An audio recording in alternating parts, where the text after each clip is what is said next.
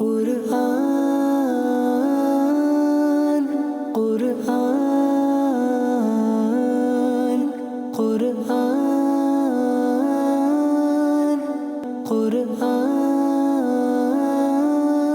আলহামদুলিল্লাহি রাব্বিল আলামিন ওয়াসসালাতু ওয়াসসালামু আলা সাইয়্যিদিল মুরসালিন আম্মা বা'দ ফাআউযু বিল্লাহি মিনাশ শাইতানির রাজীম বিসমিল্লাহির রহমানির রহিম আসসালাতু ওয়াসসালামু আলাইকা ইয়া রাসূলুল্লাহ ওয়া আলা আলিকা ওয়া আসহাবিকা ইয়া হাবিবাল্লাহ আসসালাতু ওয়াসসালামু আলাইকা ইয়া নবিয়াল্লাহ ওয়া আলা আলিকা ওয়া আসহাবিকা ইয়া নূরাল্লাহ। অনুষ্ঠান সহজ দরসে কোরআন। আজ সূরা আলী ইমরানের আয়াত নম্বর 40 থেকে কোরআনে পাকের দরস শ্রবণ করব। এর পূর্বে ওই আয়াত চলে গেছে যেখানে হযরত জাকারিয়া আলাইহিস সালাম সন্তানের জন্য আল্লাহর বারগাহে দোয়া করেছিলেন, আর তাকে সুসংবাদ দেওয়া হয়েছে যে আল্লাহ তাআলা আপনাকে সন্তান দান করবেন। যেহেতু হযরতে জাকারিয়া আলাইহিস সালাম তার বয়স বেড়ে গিয়েছিল, তিনি বার্ধক্যে পৌঁছে গিয়েছিলেন এবং তার সম্মানিতা স্ত্রীও বয়সের শেষ প্রান্তে পৌঁছে গিয়েছিলেন। তো তখন এই সংবাদটি শুনে তার মনে এই প্রশ্ন এলো যে কিভাবে সন্তান জন্মগ্রহণ করতে পারে? আমরা কি আবার নতুন করে যৌবন প্রাপ্ত হব, নাকি আমাদের এই বর্তমান অবস্থাতেই আল্লাহ তাআলা আমাদেরকে সন্তান দান করবেন? তো এখানে সেটা নিয়ে আলোচনা শুরু হচ্ছে যে হযরতে জাকারিয়া আলাইহিস সালাম আরজ করলেন, বিসমিল্লাহির রহমানির রহিম। قال رب أنى يكون لي غلام وقد بلغني الكبر وامرأتي عاقر قال كذلك الله يفعل ما يشاء। জাকারিয়া আরজ করল, হে আমার রব, আমার এখানে পুত্র কিভাবে জন্ম নেবে, অথচ আমি বার্ধক্যে পৌঁছে গেছি এবং আমার স্ত্রীও বন্ধ্যা। আল্লাহ বললেন, আল্লাহ এভাবেই যাই চান করেন। হযরতে জাকারিয়া আলাইহিস সালামের প্রশ্নের উত্তরে এটাই বলা হয়েছে যে আল্লাহর মশিয়ত, তার কুদরত খুবই মহান, তিনি যাই চান তাই করেন। এর উদ্দেশ্য হচ্ছে যে এই বার্ধক্য অবস্থাতে আল্লাহ তাআলা সন্তান দান করবেন। এরপর হযরতে জাকারিয়া আলাইহিস সালাম আবারও আরজ করলেন, قال رب اجعل لي آية قال آياتك ألا تكلم الناس ثلاثة أيام إلا رمزا واذكر ربك كثيرا وسبح بالعشي والإبكار। জাকারিয়া আরজ করল, হে আমার রব, আমার জন্য কোনো আলামত নির্ধারণ করুন। আল্লাহ ইরশাদ করলেন, হে জাকারিয়া, তোমার জন্য আলামত হলো এই যে তুমি 3 দিন পর্যন্ত মানুষের সাথে কেবল ইশারা ইঙ্গিতে কথা বলতে পারবে, আর তোমার রবকে অধিক হারে স্মরণ করো, আর সকাল সন্ধ্যা তার তাসবিহ করতে থাকো। তো এটা হচ্ছে হযরতে জাকারিয়া আলাইহিস সালাম বলেছিলেন আল্লাহর পক্ষ থেকে কোনো আলামত, যে আমি কখন বুঝতে পারবো যে আমার ঘরে সন্তান জন্ম নেবে। আল্লাহ তাআলা বললেন যে তার আলামত হবে এটাই যে 3 দিন পর্যন্ত হযরতে জাকারিয়া আলাইহিস সালাম কেবল ইশারাতে কথা বলবেন। মুখ দিয়ে মানুষের সাথে যে কথা বলা যায় সেটা তিনি করতে পারবেন না। তাসবিহ করলে, জিকির করলে সেটা হয়ে যাবে, কিন্তু মানুষের সাথে সাধারণ কথাবার্তা বললে তা হবে না, তা ইশারা দিয়ে করতে হবে। তো এই আলামত আল্লাহ তাআলা তাকে দান করলেন এবং তারপরে সেই ধারাবাহিকতা যে আল্লাহ তাআলা হযরত জাকারিয়া আলাইহিস সালামকে হযরত ইয়াহিয়া আলাইহিস সালাম দান করলেন। এখন তারপরে হযরতে মরিয়ম রাদিয়াল্লাহু তাআলা আনহার শ্রেষ্ঠত্ব এবং শানের বর্ণনা রয়েছে। ইরশাদ হচ্ছে, وَإِذْ قَالَتِ الْمَلَائِكَةُ يَا مَرْيَمُ إِنَّ اللَّهَ اصْطَفَاكِ وَطَهَّرَكِ وَاصْطَفَاكِ عَلَى نِسَاءِ الْعَالَمِينَ। আর স্মরণ করো যখন ফেরেশতারা বলল, হে মরিয়ম, নিশ্চয় আল্লাহ তোমাকে মনোনীত করেছেন এবং তোমাকে অধিক পবিত্র করেছেন এবং তোমাকে সমগ্র জগতের নারীদের উপর নির্বাচন করেছেন। এটা হযরতে মরিয়ম রাদিয়াল্লাহু তাআলা আনহার মহান ফজিলতের বর্ণনা। এখানে একটি বিষয় হচ্ছে যে ফেরেশতারা মরিয়ম রাদিয়াল্লাহু তাআলা আনহার সাথে কথা বলেছেন। আল্লাহ তাআলার ফেরেশতা খোদাই আদেশ ব্যতীত কারো সাথে কথা বলেন না। এখানে তিনি যে ফেরেশতাদের সাথে কথা বলেছেন এটা তার জন্য একটি মর্যাদা। দ্বিতীয়ত, তাকে যে সুসংবাদ এবং ফজিলত দান করা হয়েছে যে আল্লাহর পয়গাম হচ্ছে এই যে, হে মরিয়ম, তোমাকে আল্লাহ তাআলা বাছাই করেছেন, তোমাকে আল্লাহর নির্বাচিত বান্দাদের মধ্যে অন্তর্ভুক্ত করা হয়েছে।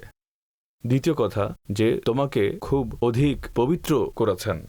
সুবহানাল্লাহ। ইনি হচ্ছেন সেই মহান ব্যক্তিত্ব যার পবিত্রতার কথা আল্লাহ তাআলা বর্ণনা করেছেন। আর তৃতীয় কথা বলা হয়েছে এই যে আল্লাহ তাআলা তোমাকে সারা জগতের নারীদের মাঝে নির্বাচিত করেছেন। অর্থাৎ হযরতে মরিয়ম রাদিয়াল্লাহু তাআলা আনহার যুগে তার সমান মর্যাদা কোনো নারী সমগ্র দুনিয়াতে ছিল না। তার মর্তবা আল্লাহ তাআলা এতই উঁচু করেছেন। আর তারপর এমনিতেই এটাই বাস্তবতা যে হযরতে মরিয়ম রাদিয়াল্লাহু তাআলা আনহা সমগ্র জগতের শ্রেষ্ঠ নারীদের মধ্যে অন্তর্ভুক্ত। হযরতে মরিয়ম, হযরতে খাদিজা, হযরতে ফাতিমা, হযরতে আয়েশা এবং হযরতে আসিয়া রাদিয়াল্লাহু তাআলা আনহুন্না আজমাইন, এরা এমন পাঁচজন ব্যক্তিত্ব যারা সমগ্র সৃষ্টি জগতের মধ্যে শ্রেষ্ঠ কিছু ব্যক্তিত্ব। অর্থাৎ হযরতে মরিয়ম রাদিয়াল্লাহু তাআলা আনহা তার যুগে সবার চেয়ে শ্রেষ্ঠ ছিলেন। আর তা ছাড়াও হযরত হাওয়া থেকে শুরু করে কিয়ামত পর্যন্ত যতজন নারী আসবে তাদের মাঝে সর্বশ্রেষ্ঠ যে পাঁচজন রয়েছেন তাদের মধ্যে একজন হচ্ছেন হযরতে মরিয়ম। আচ্ছা, হযরত মরিয়ম রাদিয়াল্লাহু তাআলা আনহার কাছে যে ফেরেশতা এসেছিল সেই ফেরেশতাদের মধ্যে হযরতে জিবরাইল আমিন আলাইহিস সালাতু ওয়াস সালাম ও অন্তর্ভুক্ত ছিলেন। তিনিও তার কাছে তাশরিফ এনেছেন। তো এখানে তার যে মর্যাদা ও শ্রেষ্ঠত্ব সেটা বর্ণনা করার সাথে এখন আল্লাহর তরফ থেকে তাকে এই পয়গাম এবং এই হুকুম দেওয়া হয়েছে। সেটা কি? ইরশাদ হচ্ছে, ফরমায় ইয়া মারইয়াম কুনুতি লিরাব্বিকি ওয়াসজুদি ওয়ারকাঈ মা'আর রাকিঈন। হে মরিয়ম, তোমার রবের আনুগত্য করো এবং তার বারগাহে সিজদা করো এবং রুকুকারীদের সাথে রুকু করো। তো এটাই আল্লাহ তাআলার তরফ থেকে হুকুম হয়েছে যে তিনি যেন তার রবের আনুগত্য করেন, আল্লাহর যাই হুকুম হয় তার জন্য মাথা ঝুঁকিয়ে দিতে হবে এবং এর উপরই আমল করতে হবে। আর দ্বিতীয় বিষয়, রবের বারগাহে সিজদা এবং রুকু করো। যে ইবাদত, নামাজ, রোজা, সিজদা, আল্লাহর বারগাহে অবনত হওয়া, এই সবগুলো বিষয় তাকে বিশেষভাবে বলা হয়েছে। আচ্ছা, এইখানে যে বলা হয়েছে যে আপনি রুকুকারীদের সাথে রুকু করুন, তো এটার অর্থ একটা হতে পারে যে নামাজের যে জামাত হয় আপনি তাতে অংশগ্রহণ করুন। তো এই অর্থ হতে পারে। তো এই অর্থ হতে পারে এটাও আছে যে যখন আপনি নামাজের জন্য উপস্থিত হবেন তখন সেই নামাজের প্রতি গুরুত্ব দিন। তো আপনি নারীদের সাথে নামাজের আয়োজন করুন। তো এখানে যতগুলো কথা বলা হয়েছে, হযরতে মরিয়ম আলাইহিস সালামের ঘটনা, হযরতে জাকারিয়া আলাইহিস সালামের ঘটনা, হযরতে মরিয়মের ঘটনা, যার সম্পর্ক গায়েবের সাথে। কারণ নবী পাক সাল্লাল্লাহু আলাইহি ওয়াসাল্লাম তাওরাত এবং ইনজিল অধ্যয়ন তো করেননি, তো তিনি ওই কিতাবগুলো পড়তে থাকতেন, তার ভেতরে কি কি বর্ণনা করা হয়েছে। তো এখন একেবারে অধ্যয়ন ছাড়া এবং কারো বলে দেওয়া ছাড়া একেবারে পুরোপুরি যাকে বলা হয় শুদ্ধতার সাথে সঠিকভাবে এই ঘটনাগুলো বর্ণনা করা, এটা কিভাবে সম্ভব? এটা সম্ভব নয় কিন্তু আল্লাহর বাতলে দেওয়া ব্যতীত। যদি তো আল্লাহ তাআলা এই ইলম এবং এইসব সংবাদ নবী পাক সাল্লাল্লাহু আলাইহি ওয়াসাল্লামকে জানিয়ে দিয়েছেন। এজন্য আল্লাহ তাআলা ইরশাদ করছেন, যালিকা মিন আম্বাইল গায়বি নূহিহি ইলাইক ওয়া মা কুনতা লাদাইহিম ইয ইউলকুনা আকলামাহুম আইয়ুহুম ইয়াকফুলু মারইয়াম ওয়া মা কুনতা লাদাইহিম ইয ইখতাসিমুন। এগুলো হচ্ছে অদৃশ্য সংবাদ যা আমি গোপনভাবে তোমাকে জানাই। আর হে নবী, তুমি তাদের কাছে উপস্থিত ছিলে না যখন তারা তাদের কলম দিয়ে লটারি করত যে তাদের মধ্যে কে মরিয়মের লালন পালন করবে, আর তুমি তাদের কাছে উপস্থিত ছিলে না যখন তারা তর্ক করছিল। এখানে প্রথম কথা বলা হয়েছে যে এই ঘটনাগুলোর বর্ণনা, এগুলো হচ্ছে গায়েবের সংবাদ। তো নবী পাক সাল্লাল্লাহু আলাইহি সাল্লামকে আল্লাহ তাআলা গায়েবের সংবাদ দান করেছেন। তো এখানে যে গায়েবের ইলম এবং গায়েবের সংবাদ আল্লাহ তাআলা নবী পাক সাল্লাল্লাহু আলাইহি সাল্লামকে দান করেছেন, একটি বিষয়। দ্বিতীয় বিষয় ইরশাদ হচ্ছে, হে নবী পাক আলাইহিস সালাতু ওয়াস সালাম, আপনি সশরীরে জিসমানিভাবে সেখানে উপস্থিত ছিলেন না যখন তারা ভাগ্য নির্ধারণ করছিল। আচ্ছা, ঘটনা ছিল এই যে যখন হযরতে মারিয়াম রাদিয়াল্লাহু তাআলা আনহার লালন পালন সংক্রান্ত তাদের নিজেদের মধ্যে একটা মত পার্থক্য হয়ে গেল, কারণ তার যে বংশীয় সম্পর্ক ছিল সেটা ছিল নবুয়তের বংশের সাথে, এবং তাকে লালন পালন করার জন্য অনেক লোক আকাঙ্ক্ষী ছিল যে তার লালন পালন আমি করব। তাদের মাঝে মত পার্থক্য দেখা দিল। ফয়সালা কিভাবে করবে? এইভাবে করা হলো যে একটা লটারি হয়ে যায়, লটারিতে যার নাম আসবে সেই লালন পালন করবে। তো এখন লটারিটা কিভাবে হয়েছিল? একটা তো এইভাবে হয় যে আমরা নাম লিখে কাগজটা ফেলে দেই। এখানে যেটা লটারি করা হয়েছিল সেটা এরকম ছিল যে সবাই তাদের কলম পানিতে রাখলো, প্রবাহিত পানিতে। তো পানি যেহেতু এই দিকে বইছে, স্বাভাবিক কথা যে কলমও সেদিকে বইবে যেদিকে পানি যাচ্ছে। তো এখন হযরতে মরিয়মের লালন পালন সেই করবে যার কলম পানির অনুকূলে নয় বরং পানির প্রতিকূলে চলতে থাকবে। তো এখন সবাই যার যার সামনে তাদের কলম রাখলেন, যেমন এখানে বলা হচ্ছে ইয ইউলকুনা আকলামাহুম, যখন তারা তাদের কলম নিক্ষেপ করছিলেন। যখন তারা কলম নিক্ষেপ করলেন তখন হযরতে জাকারিয়া আলাইহিস সালাতু ওয়াস সালামের কলম উল্টো দিকে চলা শুরু করলো। তো তখন সবাই ঠিক করলো যে তার লালন পালন হযরতে জাকারিয়া আলাইহিস সালাতু ওয়াস সালাম করবেন। তো বলা হচ্ছে যখন তারা নিজেদের মধ্যে মতপার্থক্য করছিল, লটারি করছিল, তো ওই সময় হে নবী আলাইহিস সালাতু ওয়াস সালাম, আপনি তো সেখানে ফিজিক্যালি মওজুদ ছিলেন না, কিন্তু তা সত্ত্বেও তার জ্ঞান আপনার আছে। কিন্তু সেটা কিভাবে আছে? আল্লাহ তাআলার তরফ থেকে গায়েবের খবর দেওয়ার মাধ্যমে। তো এটা হচ্ছে এই বিষয়ের প্রমাণ যে আল্লাহ তাআলার নবীদের কাছে গায়েবের ইলম থাকে, অদৃশ্যের সংবাদ তাদেরকে দান করা হয়। তো এখান থেকে লটারি করার মাসালা আমরা জানতে পারি, লটারি করা জায়েজ। তো জায়েজ বিষয় নিয়ে যখন মানুষ ফয়সালা করতে পারে না তখন সেক্ষেত্রে লটারি করা যেতে পারে। নবী পাক সাল্লাল্লাহু আলাইহি সাল্লাম যখন সফরে যেতেন তখন পবিত্র স্ত্রীগণ সকলের পক্ষে যাওয়া তো সম্ভব ছিল না, কাকে সাথে নিতে হবে, তো এটা নিয়ে লটারি তিনি করতেন। তো লটারিতে যার নাম উঠত তো তাকে নবী পাক আলাইহিস সালাতু ওয়াস সালাম সাথে নিয়ে যেতেন।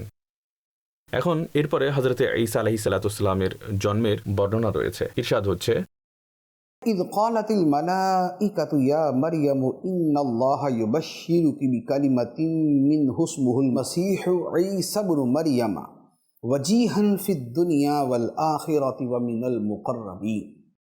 এবং স্মরণ করো যখন ফেরেশতাগণ মরিয়মকে বলল, হে মরিয়ম, আল্লাহ তোমাকে তার পক্ষ হতে একটি বিশেষ বাণীর সুসংবাদ দিচ্ছেন, যার নাম মসিহ ঈসা ইবনে মরিয়ম হবে। সে দুনিয়া এবং আখিরাতে খুবই সম্মানিত হবে এবং আল্লাহর নৈকট্যপ্রাপ্ত বান্দাদের অন্তর্ভুক্ত হবে। এটা হচ্ছে হযরতে ঈসা আলাইহিস সালাতু ওয়াস সালামের জন্মের সুসংবাদ। তো ফেরেশতারা হযরতে মরিয়মকে একথা বলল। এখানে ফেরেশতারা উদ্দেশ্য, ফেরেশতারা সবাই ছিলেন এবং সাথে জিবরাইল আলাইহিস সালাতু ওয়াস সালাম ছিলেন। তো তিনি বললেন যে আল্লাহ তাআলা তোমাকে একটি সুসংবাদ দান করছেন এবং তা হচ্ছে কালিমা দ্বারা উদ্দেশ্য হযরতে ঈসা আলাইহিস সালাতু ওয়াস সালামের সত্তা, কারণ তার লকব হচ্ছে কালিমাতুল্লাহ, আল্লাহর বাণী। আল্লাহর বাণী কেন? কারণ তার যে সৃষ্টি হয়েছে সেটা স্বামী স্ত্রীর মিলনের মাধ্যমে হয়নি, আল্লাহর বাণী কুনের মাধ্যমে হয়ে যাও। ঈসা আলাইহিস সালাতু ওয়াস সালাম হয়ে গেলেন, যেহেতু তিনি কুন শব্দ দ্বারা হয়েছেন এই জন্য তাকে আল্লাহর বাণী বলা হয়ে থাকে। তো আল্লাহ তাআলা প্রথমেই বর্ণনা করে দিয়েছেন যে তার নাম হবে মসিহ ঈসা ইবনে মারিয়াম। তো তার নাম হচ্ছে ঈসা, মসিহ, ইবনে এবং ইবনে মারিয়াম।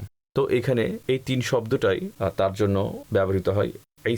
ঈসা তার আসল নাম, মসিহ হচ্ছে তার গুণ, আর ইবনে মারিয়াম হচ্ছে তার বংশগত সম্পর্ক। এবং কোরআনে পাকে প্রত্যেক স্থানে হযরতে ঈসা আলাইহিস সালাতু ওয়াস সালামকে ইবনে মারিয়ামই বলা হয়েছে। সেটা কেন? অর্থাৎ যেখানে তার ইবনিয়ত হওয়ার কথা বর্ণনা করা হয়েছে, তার পুত্র হওয়ার কথা বর্ণনা করা হয়েছে, কোনো জায়গাতে তার পিতার নাম বর্ণনা করা হয়নি। কোরআনে পাকে এবং প্রত্যেক স্থানে যে কারোরই বংশের কথা বলা হয়েছে সেখানে পিতার কথা বলা হয়েছে, কিন্তু এখানে এবং এটা ছাড়া সব জায়গায় হযরতে ঈসা আলাইহিস সালামের জন্য ইবনে মারিয়াম, ইবনে মারিয়াম, ইবনে মারিয়াম, ইবনে মারিয়াম।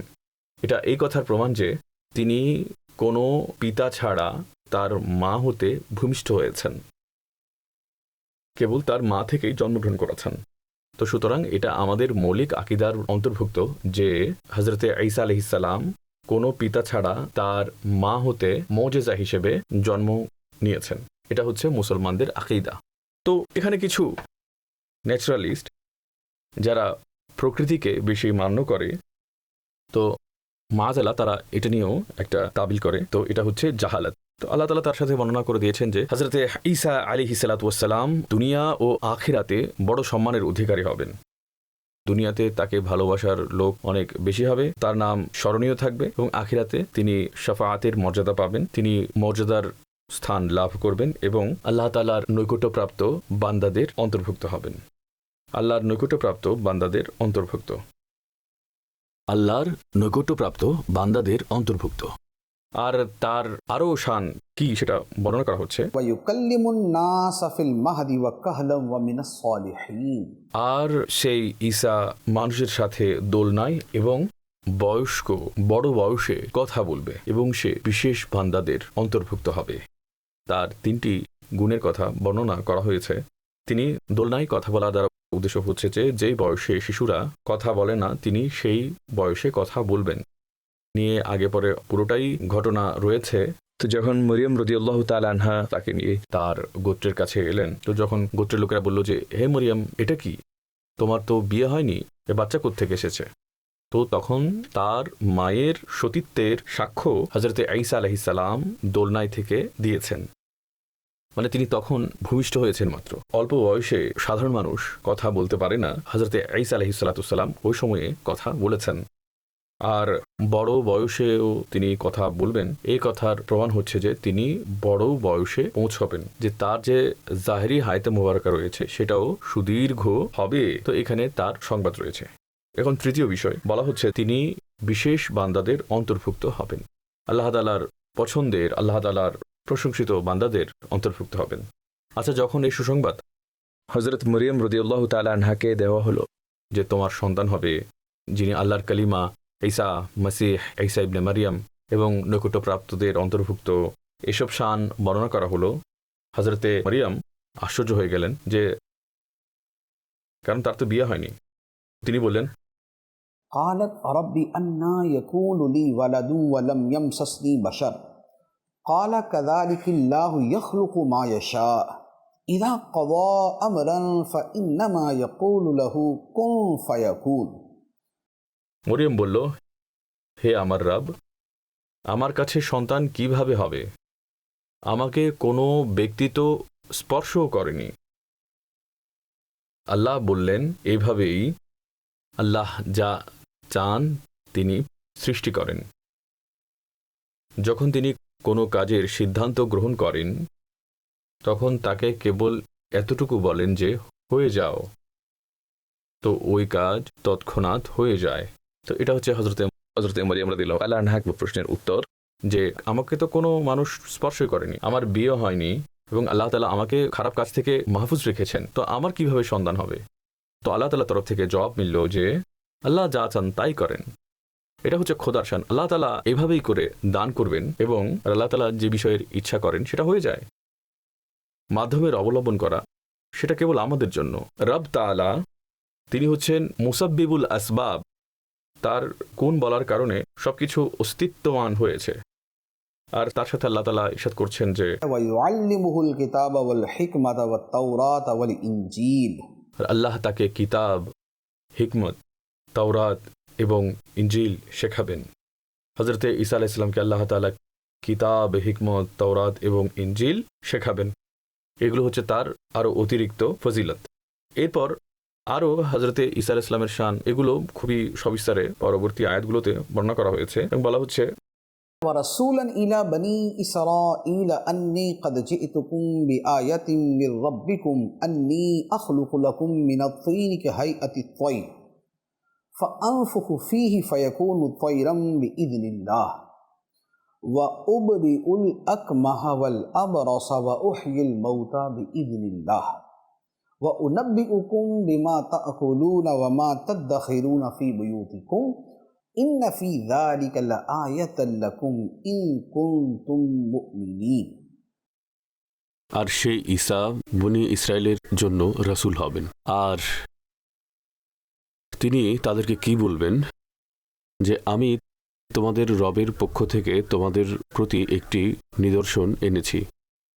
তা হচ্ছে এই যে আমি তোমাদের জন্য মাটি থেকে পাখির মতো একটি আকৃতি তৈরি করব, তারপর তাতে ফু দেব, আর তা আল্লাহর হুকুমে তৎক্ষণাৎ পাখিতে রূপান্তরিত হবে। আর আমি জন্মগত অন্ধ এবং কুষ্ঠরোগীকে আরোগ্য দান করি। আর আমি আল্লাহর হুকুমে আর আমি মৃতকে জীবিত করি। আর আমি তোমাদেরকে গায়েবের অদৃশ্যের সংবাদ প্রদান করি, যা তোমরা খাও এবং নিজের ঘরে জমা করো। নিশ্চয়ই এই বিষয়গুলোর মধ্যে তোমাদের জন্য রয়েছে বড় নিদর্শন, যদি তোমরা ঈমান রাখো। এগুলো হচ্ছে হযরত ঈসা আলাইহিস সালামের মুজিজার বর্ণনা। আল্লাহ তাআলা ইরশাদ করেছেন যে আল্লাহ তাআলা তাকে বনি ইসরায়েলের প্রতি রাসূল হিসেবে প্রেরণ করবেন। তিনি বনি ইসরায়েলদের মাঝে বসবাস করবেন। তিনি তাদেরকে বলবেন যে আমি তোমাদের কাছে তোমাদের রবের পক্ষ থেকে নিদর্শন এনেছি, মুজিজা নিয়ে এসেছি। আর মুজিজাতগুলো কি? তা এগুলো হচ্ছে তার অনেক মহান মুজিজা, যেগুলো কোরআনে পাকে বর্ণিত রয়েছে। প্রথম কথা যে মাটি দিয়ে পাখির একটি আকৃতি তৈরি করব। যেভাবে বাচ্চাদের খেলনা থাকে মাটি দিয়ে তৈরি করা হয়, তো এর সাথে হচ্ছে মাটি দিয়ে পাখির একটি আকৃতি তৈরি করব এবং তাতে ফু দেব। ওই ফু যখন মারব তা আসল পাখি হয়ে উড়ে যাবে।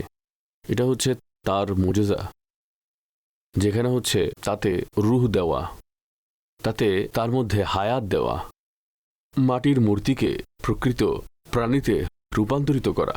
এটা হচ্ছে তার মহান মুজিজাগুলোর অন্যতম। এটা হচ্ছে একটা। আর তা কিভাবে হবে? আল্লাহর হুকুমে হবে। দ্বিতীয় বিষয় বলা হচ্ছে যারা জন্মগত অন্ধ হবে। একটা হচ্ছে তার চোখ ঠিক ছিল, কিন্তু পরবর্তীতে ত্রুটি দেখা দিল, তার চোখের রেটিনা আগে পিছে হয়ে গেছে, তাতে কোনো ত্রুটি দেখা দিয়েছে এবং সে অন্ধ হয়ে গেছে। এই ধরনের যারা অন্ধ হয় তাদের নিরাময়ও হয়ে যায়। যেমন আজকের যুগে দেখা যায়, যেমন চোখের রেটিনা যদি আগে পিছনে হয়ে যায় তখন লেজার অপারেশন আছে, ওটার মাধ্যমে ওগুলো ঠিক করে দেওয়া হয়। কিন্তু যারা জন্মগত অন্ধ থাকে, জন্মগত অন্ধদের চোখের অভ্যন্তরে আর কোনো সিস্টেম থাকে না যাতে সে দেখতে পারে। অর্থাৎ যারা সাধারণ অন্ধ রয়েছে তাদের চেয়ে অনেক বেশি এক্সট্রিম সিচুয়েশন হচ্ছে যারা জন্মগত অন্ধ রয়েছে। তো হযরতে ঈসা আলাইহিস সালাতু ওয়াস সালাম কি করতেন? ইরশাদ করছেন যে আমি জন্মগত অন্ধদেরকে ঠিক করে দেব। তিনি তাদের চোখে ফু দিতেন এবং আল্লাহ তাআলা তাদের চোখের আলো ফিরিয়ে দিতেন, তারা আবার দেখতে পেত। তৃতীয় বিষয় ইরশাদ করছেন কুষ্ঠ রোগীদেরকে আরোগ্য দান করব। কুষ্ঠ রোগ একেবারে নিকট অতীত পর্যন্ত এর কোনো চিকিৎসা ছিল না, যে ডাক্তারদের কাছে এর কোনো ওষুধ ছিল না। তো তার আগে তো আরও খারাপ অবস্থা ছিলই। কুষ্ঠরোগ যাদের হতো তাদের আর ঠিক হওয়ার সম্ভাবনা ছিল না। কিন্তু ঈসা আলাইহিস সালাম তিনি কি করতেন? হাত বুলাতেন এবং কুষ্ঠরোগী ভালো হয়ে যেত। তিনি ইরশাদ করছেন আমি কুষ্ঠরোগীদেরকে ঠিক করে দেব। পরবর্তী যে মুজিজা তিনি বর্ণনা করছেন যে আমি মৃতদেরকে জীবিত করি। হযরত ঈসা আলাইহিস সালামের এটা একটা অনেক বড় মুজিজা যে তিনি মুর্দাদেরকে বলতেন যে আল্লাহর হুকুমে উঠে দাঁড়াও। মুর্দা উঠে দাঁড়িয়ে যেত, জীবিত হয়ে যেত। আল্লাহ তাআলা তাকে এই মুজিজা দান করেছেন। এরপরের মুজিজা কি? তিনি বলছেন যে তোমরা যা খাও এবং ঘরে যেসব জমা করো আমি তোমাদেরকে সেটাও বলে দেব। অর্থাৎ কেউ যদি কিছু খেয়ে আসে, ঈসা আলাইহিস সালাম বলতেন যে তুমি এটা খেয়ে এসেছো। আর যা ঘরে লুকিয়ে আসতো, তো ঈসা আলাইহিস সালাম বলতেন যে তুমি ঘরে এটা লুকিয়ে এসেছো। তো এটা হচ্ছে গায়েবের সংবাদ। তো হযরত ঈসা আলাইহিস সালাম এটাও বলে দিতেন। তো বলা হচ্ছে এই সব বিষয়ে তোমাদের জন্য বড় নিদর্শন রয়েছে যদি তোমরা ঈমান রাখো। এগুলো হচ্ছে হযরত ঈসা আলাইহিস সালামের মুজিজা। এগুলো অতুলনীয়, অবর্ণনীয় মুজিজা। আপনারা এগুলো পড়ুন, বারবার পড়ুন। তো একটা হচ্ছে যে এখানে ঈসা আলাইহিস সালামের শান প্রকাশ পেয়ে যায়, কেমন তার শান ছিল। দ্বিতীয় হচ্ছে রবের শান, যে রব যাকে চান শ্রেষ্ঠত্ব সেই কামালিয়াত তাকে দান করেন। তৃতীয় বিষয় যারা আল্লাহ তাআলার প্রিয় বান্দা হন তারা আল্লাহর পক্ষ থেকে কুদরত, তাসাররুফ এবং ইখতিয়ার পেয়ে থাকেন। নবীরা যখন এসব বিষয় লাভ করেন তখন সেটাকে মোজেজা বলে, ওয়ালিরা যখন এসব বিষয় লাভ করেন কারামত বলে। তো এটা হচ্ছে মোজেজা এবং কারামত। সাধারণ মুমিনদের মধ্যে যদি এই ধরনের বিষয় পাওয়া যায় তবে তাকে বলা হয় মাউনাত, অর্থাৎ আল্লাহর সাহায্য বলা হয়। এই হচ্ছে বিষয়। আচ্ছা, এরপরে আরেকটি বিষয়, এখানে যতগুলো বিষয় রয়েছে সেগুলো কিভাবে হয়? আল্লাহর হুকুমে, আল্লাহর অনুমতিক্রমে, আল্লাহর ইজনে।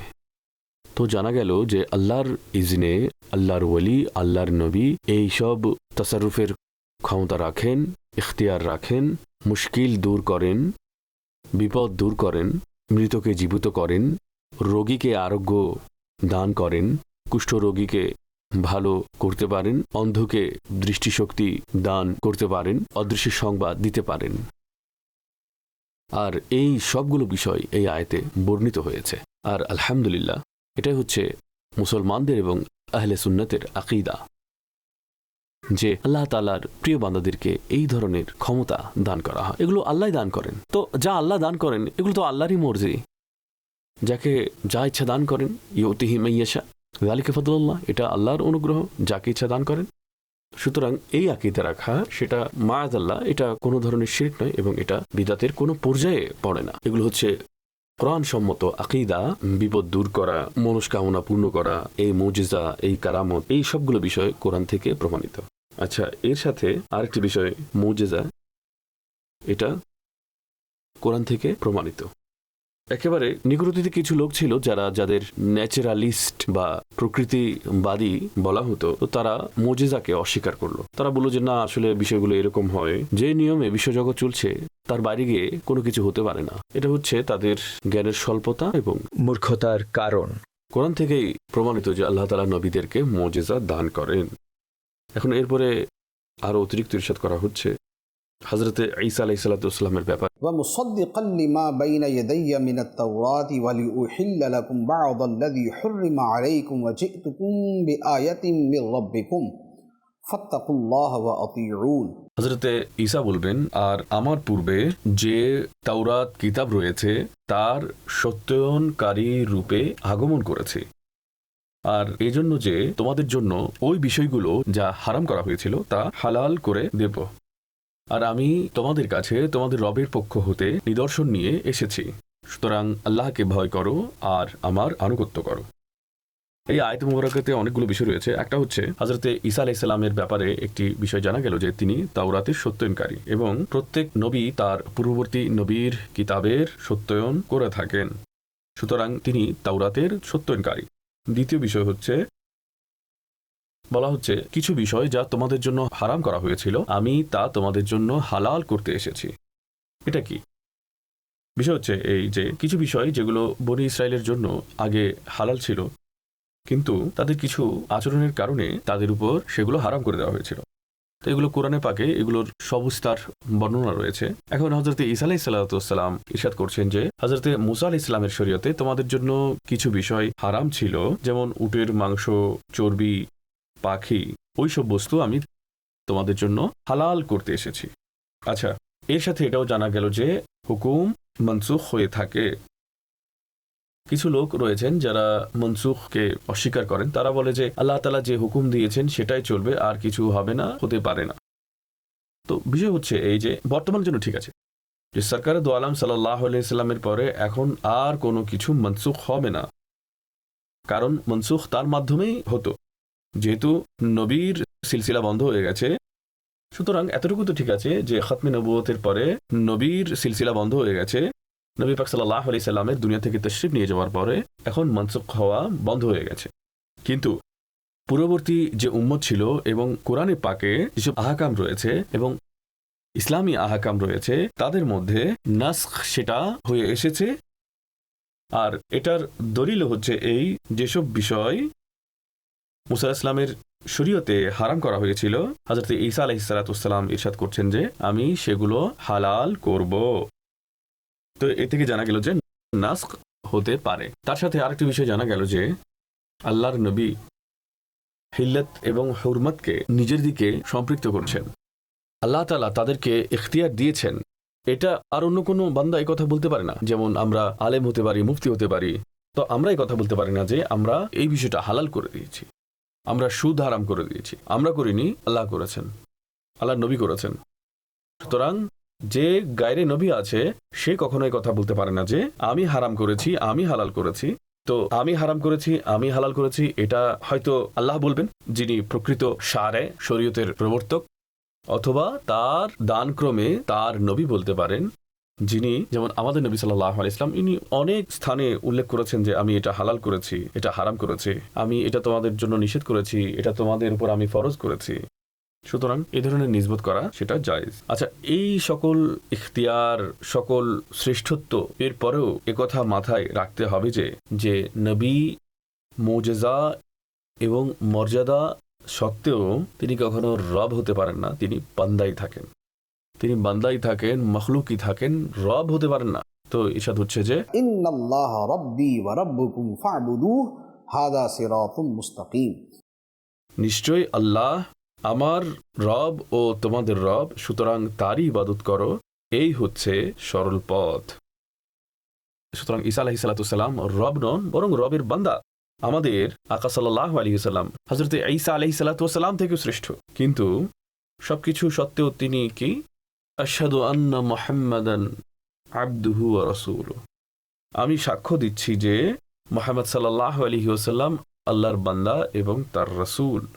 সুতরাং কোনো নবী, কোনো ওয়ালি, কোনো গস, কোনো কুতুব তিনি রবের বান্দা থাকেন, রব কখনো হতে পারেন না। তিনি রবের ইখতিয়ারের অধীন, তার সবকিছু আল্লাহর প্রদত্ত ক্ষমতা বলে হয়ে থাকে। এই বিষয়ে যতগুলো ডিসকাশন ছিল সেগুলো কমপ্লিট হয়েছে। এরপরে হযরত ঈসা আলাইহিস সালাম তার সম্প্রদায়ের মাঝে জীবন অতিবাহিত করলেন, আর তিনি তাদেরকে দাওয়াত দিলেন, হকের দাওয়াত দিলেন। এখন এখানে তার কিছু ঘটনার বর্ণনা রয়েছে। ইরশাদ হচ্ছে فلما أحس عيسى منهم الكفر قال من أنصاري إلى الله قال الحواريون نحن أنصار الله آمنا بالله واشهد بأننا مسلمون।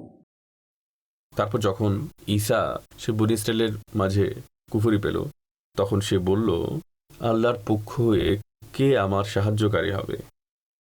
একনিষ্ঠ সাথীগণ বলল যে আমরা আল্লাহর দ্বীনের সাহায্যকারী, আমরা আল্লাহর উপর ঈমান এনেছি, আর আপনি এ বিষয়ে সাক্ষী হয়ে যান, নিশ্চয়ই আমরা মুসলমান। তার সম্প্রদায়কে বোঝালেন যেহেতু হযরত ঈসা আলাইহিস সালাম ইহুদিদের সংশোধনের জন্য এসেছিলেন, বনী ইসরাইলের সংশোধন করেছিলেন, কিন্তু তাদের তরফ থেকে যেসব ঘৃণা, শত্রুতা, বিদ্বেষ এগুলো অনেক বেশি ছিল। তিনি তাদের মাঝে কুফরি পেলেন, তখন বললেন যে কে আছে যে আল্লাহর পক্ষ হয়ে আমার সাহায্য করবে? তো তিনি তার লোকেদের কাছে সাহায্য চাইলেন, যারা তার হাওয়ারি ছিলেন, একনিষ্ঠ সাথী। তো তারা বলেন যে আমরা আল্লাহর দ্বীনের সাহায্যকারী। লেখা আছে নাহনু আনসারুল্লাহ, আমরা আল্লাহর সাহায্যকারী। এর অর্থ হচ্ছে, উদ্দেশ্য হচ্ছে আমরা আল্লাহর দ্বীনের সাহায্যকারী, আল্লাহর উপর ঈমান এনেছি। হে ঈসা আলাইহিস সালাম, আপনি সাক্ষী হয়ে যান, নিশ্চিত রূপে আমরা মুসলমান। তো এটা হচ্ছে যারা হযরতে ঈসা আলাইহিস সালামের সাহাবা ছিলেন তাদের ফজিলত, যারা তার নিকটবর্তী সাহাবী ছিলেন তারা তার সাহায্য করেছেন। তো এটা থেকে এটাও জানা গেল যে সাহায্য চাওয়া সৃষ্টির কাছে সেটা সঠিক। হযরতে ঈসা আলাইহিস সালাম সাহায্য চেয়েছেন, হযরতে ঈসা আলাইহিস সালাম তিনি সাহায্য করেছেন, জন্মান্ধকে দৃষ্টিশক্তি দিয়েছেন, কুষ্ঠরোগীকে ভালো করেছেন, তিনি বিপদে সাহায্য করেছেন, আবার তাদের কাছে সাহায্য চেয়েছেন। সুতরাং সাহায্য চাওয়া এবং সাহায্য করা দুটোই সঠিক কাজ। তারপর এই যে যারা এরকম একনিষ্ঠ লোক ছিল তাদের সংখ্যা ছিল 12 জন। 12 জন লোক, তারা খুবই একনিষ্ঠ। এরপরে কি হয়েছে, এখানে তারা একটা দোয়া করেছেন, ربنا آمنا بما أنزلت واتبعنا الرسول فاكتبنا مع الشاهدين। হে আমাদের রব, আমরা ওই কিতাবের উপর ঈমান এনেছি যা তুমি নাজিল করেছ, আর আমরা রাসূলের অনুসরণ করেছি, সুতরাং আমাদেরকে সাক্ষ্য দানকারীদের মধ্যে লিপিবদ্ধ করো।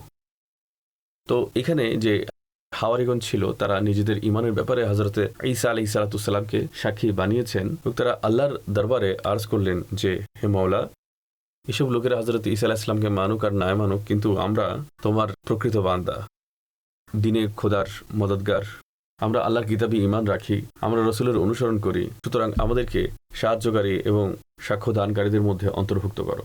এর পরবর্তী আরেকটি আয়াত রয়েছে। এখন তার পরবর্তী আয়াত, এই আয়াতে একটি ঘটনা রয়েছে পুরো, যা খুবই সংক্ষিপ্তভাবে বয়ান করে দেওয়া হয়েছে। তা হচ্ছে ওয়া মাকারু ওয়া মাকারাল্লাহ ওয়াল্লাহু খায়রুল মাকিরিন।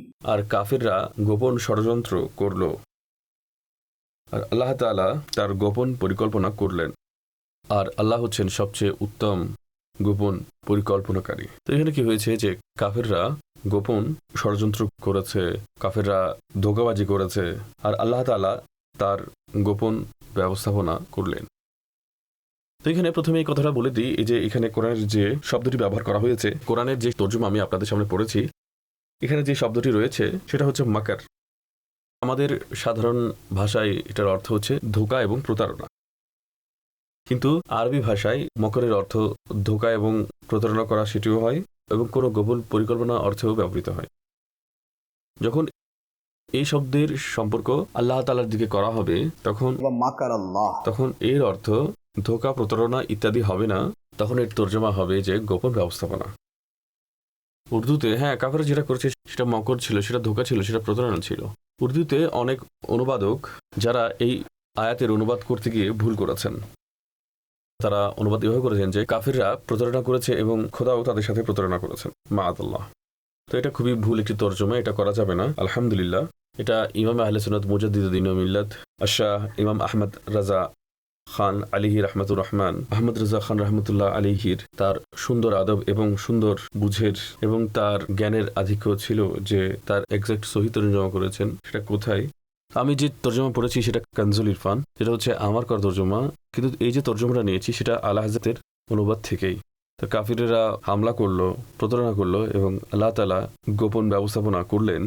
পুরো ঘটনা রয়েছে সেটা কি? সেটা হচ্ছে যে বনী ইসরাইলের ইহুদিগণ যেহেতু ঈসা আলাইহিস সালাম তাদের দুশমন ছিল, আর এটা হচ্ছে অনেক পুরনো ইতিহাস যে তারা আম্বিয়া আলাইহিস সালামকে শহীদ করত এবং বহুত নবীকে তারা শহীদ করেছিল। তো তারা হযরতে ঈসা আলাইহিস সালামের বিরুদ্ধেও তারা ষড়যন্ত্র করলো যে তাকে শহীদ করা হবে। সুতরাং কোর্টের মধ্যে, বাদশার কাছে, আদালতের কাছে তারা কেস নিয়ে গেল এবং তারা নিজেদের পক্ষ থেকে হযরতে ঈসা আলাইহিস সালামকে ক্রুশবিদ্ধ করার, শুলিতে চড়ানোর, ঝোলানোর জন্য তারা পরিকল্পনা করেছিল। তো এখন হচ্ছে কি, হযরতে ঈসা আলাইহিস সালাম ঘরের ভিতর বসেছিলেন এবং এই লোকদের সাথে দেখা করছিলেন না। তারা নিজেদের মধ্যে একটা প্ল্যানিং করলো যে কোথায় তালাশ করব। তো তারা তার সাথীগণ থেকে একজনকে গোয়েন্দা বানালো এবং তাকে পাঠিয়ে দিল যাতে গিয়ে সে গোয়েন্দাগিরি করে। তো যখন সে গিয়ে হযরত ঈসা আলাইহিস সালামকে দেখলো, সে বলে দিল যে হযরতে ঈসা আলাইহিস সালাম অমুক জায়গায় আছেন। তারা সকলে মিলে ওইদিকে গেল আর সেই ব্যক্তি সামনে চলছিল। এখন ওই ব্যক্তি যখন আগে পৌঁছালো তখন হযরতে ঈসা আলাইহিস সালামের কাছে, তখন আল্লাহ তাআলা কি করলেন? কাফেররা তো তাদের প্ল্যানিং নিয়ে চলে এসেছে। তখন আল্লাহ তাআলা কি করলেন? হযরতে ঈসা আলাইহিস সালামকে হিফাজত করলেন এবং খুব শ্রেষ্ঠ উপায়ে হিফাজত করলেন, যে হযরতে ঈসা আলাইহিস সালামকে হযরতে জিবরাইল আলাইহিস সালামের মাধ্যমে জীবিত আসমানে উত্তোলন করলেন, জীবিত আসমানে নিয়ে এলেন। তো তিনি হযরতে জিবরাইল আলাইহিস সালামের মাধ্যমে আসমানে তশরিফ নিয়ে গেলেন। আর ওই ব্যক্তি যে গোয়েন্দাগিরি করছিল, গুপ্তচর হিসেবে কাজ করছিল, তার চেহারা আল্লাহ তাআলা হযরতে ঈসা আলাইহিস সালামের মতো করে দিলেন। তো যখন সে ইহুদি ভেতরে গেল, তারা যখন দেখল ওইটা যে তাদের নিজের লোক ছিল, তাকে মনে করলো উনি ঈসা আলাইহিস সালাম, আটক করলো এবং তাকে নিয়ে গেল শুলে চড়ানোর জন্য। তো এখন সে চিৎকার করছে যে আমি অমুক, আমি তমুক, আমি অমুক। তো তারা বলল যে না, এই তো মিথ্যা বলছে, এর চেহারা দেখো ঈসা আলাইহিস সালামের, আর সে বলছে আমি তা না। তো তারা গিয়ে তাকে শুলে চড়িয়ে দিল এবং তাকে হত্যা করলো। কি হলো যে নিহত ব্যক্তি সে ছিল গুপ্তচর এবং ঈসা আলাইহিস সালাম জীবিত অক্ষত অবস্থায় আসমানে পৌঁছালেন। কোরআনে পাকের মধ্যে এটা বর্ণিত রয়েছে, এই লোকেরা তাকে শহীদ করতে পারেনি। ওয়া মা কাতালুহু ওয়া মা সালাবুহু, আল্লাহ তাআলা ইরশাদ করলেন যে এই ইহুদিরা তাকে, বনি ইসরাইল, তারা হযরতে ঈসা আলাইহিস সালামকে শহীদ করতে পারেনি, তাকে শুলেও চড়াতে পারেনি। সুতরাং তিনি অক্ষত রইলেন আর এই ব্যক্তিটাকে হত্যা করা হলো। এটা ছিল এইসব লোকেদের যেসব গোপন ষড়যন্ত্র এবং প্ল্যানিং। আর অন্যদিকে আল্লাহ তাআলার তদবির, আল্লাহ তাআলা তার তদবিরের মাধ্যমে হযরতে ঈসা আলাইহিস সালামকে হিফাজত করলেন। এরপরের আয়াতগুলোতে আরো অধিক বর্ণনা রয়েছে। আল্লাহ তাআলা আমাদেরকে কোরআনের বুঝ দান করুক এবং কোরআন মোতাবেক আকীদা রাখার তৌফিক দান করুক। আমিন বিজাহিন নবীল আমিন সাল্লাল্লাহু আলাইহি ওয়াসাল্লাম। কুরআন